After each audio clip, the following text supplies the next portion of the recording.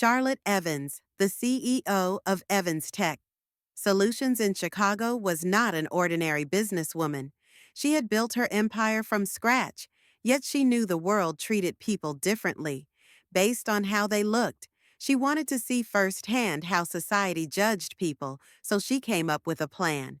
One morning, she removed her makeup dressed in tattered jeans and a dirty, worn-out hoodie and took a bus through the rougher parts of the city. No chauffeur, no designer clothes, just an ordinary woman stepping into the real world. As soon as she stepped onto the bus, she felt the stares.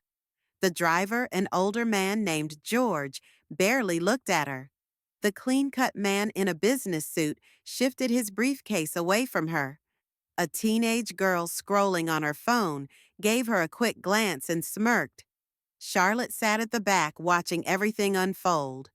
A few stops later, an elderly woman carrying grocery bags struggled to find a seat.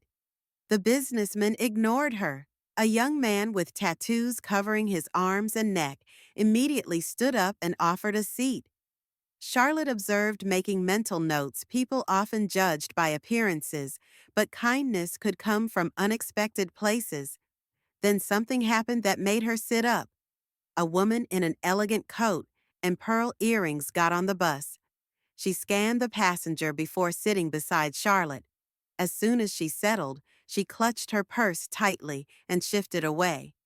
Charlotte wanted to laugh at the irony. She had built a company worth millions.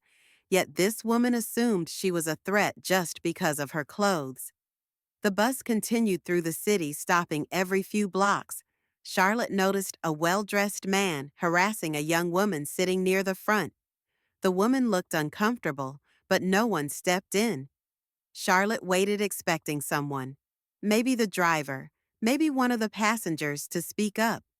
No one did. Charlotte's experiment was revealing more than she expected. Society had invisible rules, and today she was breaking them just by existing in a space where people thought she didn't belong. But she wasn't done yet. She wanted to see just how deep this bias ran. The real test was still ahead. Charlotte's journey continued as the bus moved through downtown Chicago. More people got on, filling up the seats. The man harassing the young woman became bolder, whispering something in her ear. She flinched, clearly distressed, but remained silent. Charlotte couldn't stay quiet any longer. She stood up and took a step forward before she could speak. The tattooed man from earlier stood up too. "Leave her alone," he said firmly. The Harrer scoffed, but backed off, muttering under his breath. Charlotte noted the reactions around her. Some passengers looked relieved, others uncomfortable, but no one thanked the tattooed man. It was as if they had expected trouble from him. Not protection. At the next stop, a security officer boarded. He looked around, eyes scanning for trouble. His gaze landed on Charlotte. He walked straight toward her. "Ma'am, do you have a bus pass?" he asked, his voice sharp. Charlotte reached into her pocket and pulled out her prepaid card, but the officer wasn't satisfied. He looked her up and down as if she were a criminal. Meanwhile, the man who had harassed the woman sat calmly, unnoticed. The officer didn't ask him a single question. The injustice burned inside Charlotte. She knew if she had been in her usual designer clothes, no one would question her presence. But today, dressed as an average woman, she was treated as suspicious. The passengers sat in silence, unwilling to challenge authority. The driver glanced at her through the mirror, but said nothing. Charlotte handed over her business card. The officer's face changed instantly. His posture straightened. His voice softened. "My apologies, ma'am." "I didn't realize," he stammered. Charlotte held his gaze. "You didn't realize because you judged me before knowing me." She turned and left the bus at the next stop.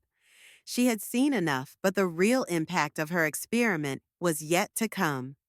The next morning, the story broke in every major news outlet. Co-Charlotte Evans exposes social bias in public transport, Experiment, the security officer's face was everywhere.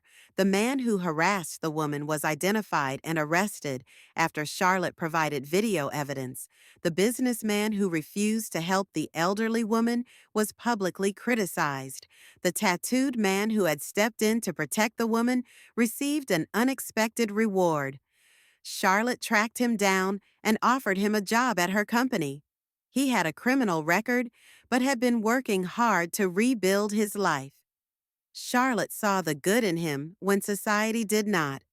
She gave him a chance, something many people never got. Meanwhile, the bus driver George was forced into retirement after multiple complaints surfaced about his discriminatory behavior. The woman who had clutched her purse in fear later reached out to Charlotte, apologizing for her reaction. Charlotte forgave her, but made one thing clear. Prejudice was a choice, and it was time for people to choose differently. The world had been watching, and Charlotte's experiment sparked a movement. More people began sharing their stories of bias. Businesses implemented diversity training schools, introduced programs to teach children about unconscious prejudice. Charlotte had only wanted to observe instead. She had changed lives in the end. Justice wasn't just about punishment. It was about opening eyes, changing minds, and making the world a little fairer. One bus ride at a time, and this brings us to the end of the story. Thank you for watching till the end. I hope you enjoyed this story. If you did, don't hesitate to like the video and share it with your friends too. Subscribe to our channel and turn on the notification bell for more fascinating stories. Have a nice day.